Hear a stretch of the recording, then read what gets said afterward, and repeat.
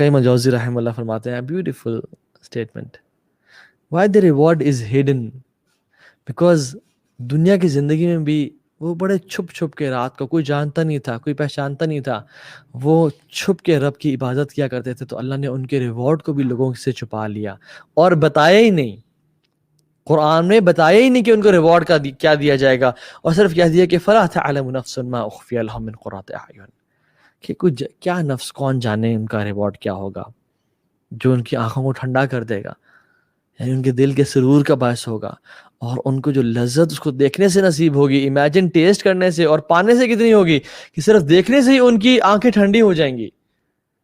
تو جس طرح میرے وہ بندے، میرے خاص بندے رات کو اٹھ کے رویا کرتے تھے، آنسو بہایا کرتے تھے، تو ان کی آنکھوں کو میں آج ٹھنڈا کروں گا ان کو ریوارڈز دکھا کے، اور جس طرح ان کے اعمال کو کسی نے نہیں دیکھا، اس طرح سے ہم ان کے جو ریوارڈز ہم نے تیار کیے ہم نے وہ بھی کسی کو نہیں بتائے، وہ انہی کو میں دوں گا جو تہجد کی نماز پڑھا کرتے تھے۔ لیکن اللہ، کچھ تو پتہ ہوگا ہمیں، کچھ تو ہم جانیں کہ ملے گا کیا، کوئی تو ہنٹ ہو۔ جی ہمیں ہنٹس ملتی ہیں، ہمیں احادیث ملتی ہیں۔ اللہ کے نبی صلی اللہ علیہ وسلم نے فرمایا کہ ان فی الجنت غرفا، بے شک جنت میں ایک غرف یعنی ایک خیمہ ہے۔ ہم جب خیمہ کا نام سنتے ہیں ہمیں کیا ذہن میں آتا ہے؟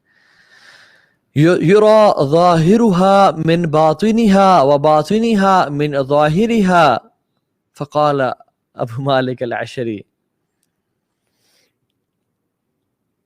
یا رسول اللہ لمن ہی یا رسول اللہ، وہ کن کے لیے ہوگا؟ قال لمن اطعب الکلام واطعم طعام وصلى باللیل والناس نیام۔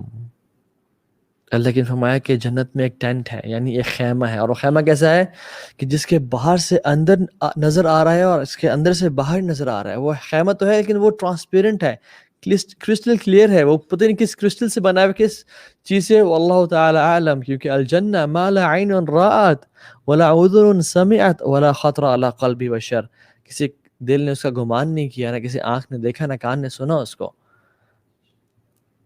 تو ایک صحابی نے کہا یا رسول اللہ وہ کن کے لیے ہوگا؟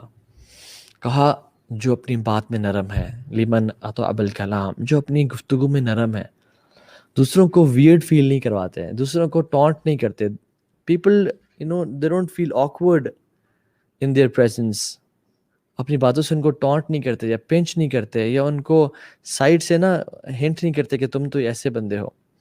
وَأَطْعِمُ الطَّعَامَ وَأَطْعَمَ الطَّعَامَ، اور لوگوں کو کھانے کھلاتے ہیں۔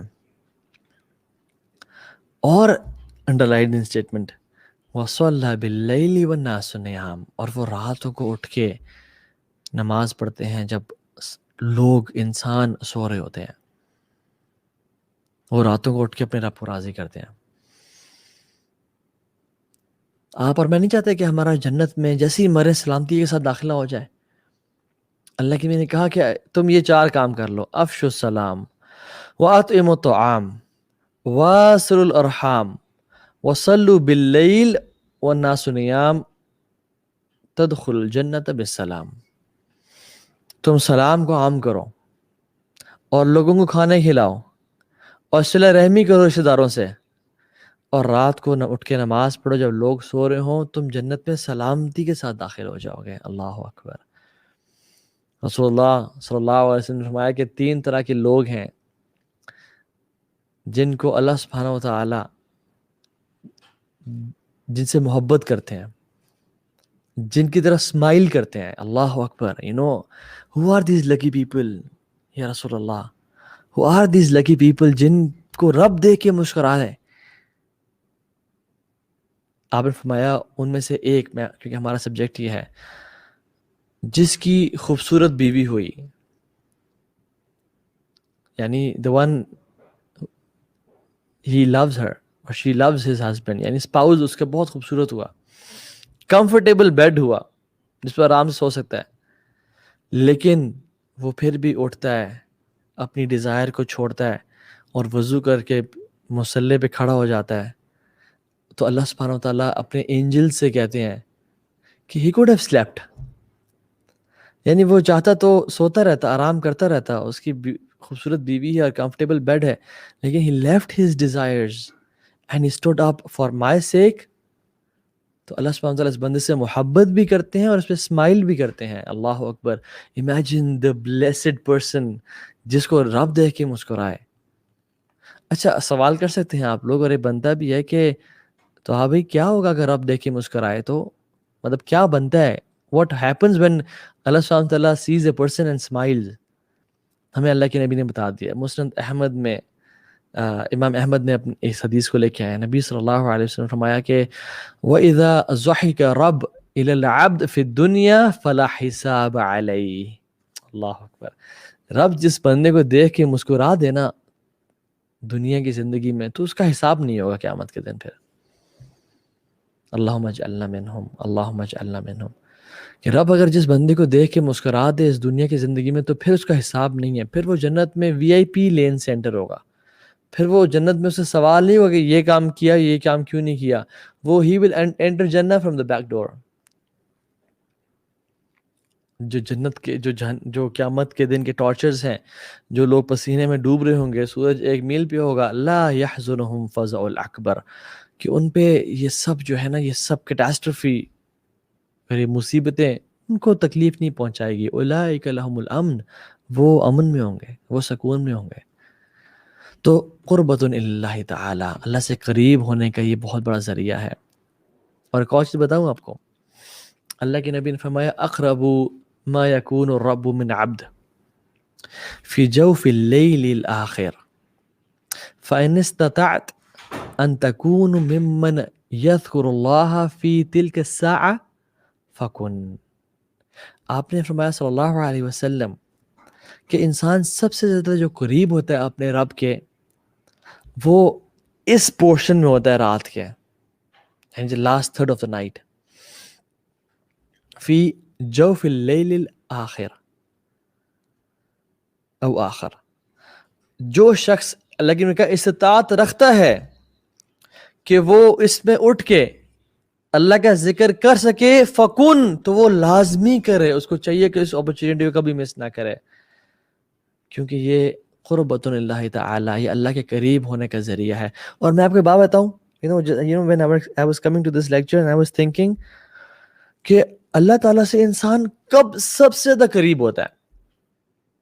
کب، کون سا ایسے مومنٹ ہے جس میں انسان اللہ رب العالمین سے، اپنے رب سے، اپنے مالک سے، اپنے پیدا کرنے والے سے، فاطر السماوات والارض سے، بدیع السماوات والارض سے کب سب سے زیادہ قریب ہوتا ہے؟ تو وہ پتہ ہے کون سا مومنٹ ہے؟ دیٹ از دا مومنٹ جب انسان سجدے کی حالت میں ہوتا ہے تہجد کے ٹائم پہ. یہ انسان سب سے زیادہ اللہ کے قریب ہوتا ہے. کیوں؟ کیونکہ اللہ کے نبی نے ایک دو حدیث میں فرمایا کہ اقرب ما یکون العبد من ربہ وہو ساجد فاکثر الدعاء، کہ انسان اللہ سے سب سے زیادہ قریب تب ہوتا ہے جب وہ سجدے کی حالت میں ہے. اور دوسری یہ حدیث بھی آگے کہ اقرب ما یکون الرب من عبد فی جوف اللیل الآخر، کہ انسان اپنے رب سے سب سے زیادہ قریب ہوتا ہے رات کے آخری حصے میں. Now we know from the principles of عقیدہ کہ اللہ سبحانہ وتعالیٰ ثم استوى علی العرش، عرش پہ مستوی ہیں، اور ان کا علم جو ہے فزیکلی اللہ سبحانہ وتعالیٰ اپنے عرش پہ موجود ہے. I hope this every Muslim knows about it. اور اللہ رب العالمین اپنے علم سے ہر جگہ پہ موجود ہیں، یعنی he knows each and everything. He knows ہم تمہارے شارک سے بھی زیادہ قریب ہیں، ٹھیک ہے؟ تو لیکن فزیکلی اللہ سبحانہ وتعالیٰ اپنے عرش پہ موجود ہیں. ثم استوى علی العرش الرحمن علی العرش استوى، الرحمن عرش کے اوپر مستوی ہے، ٹھیک ہے؟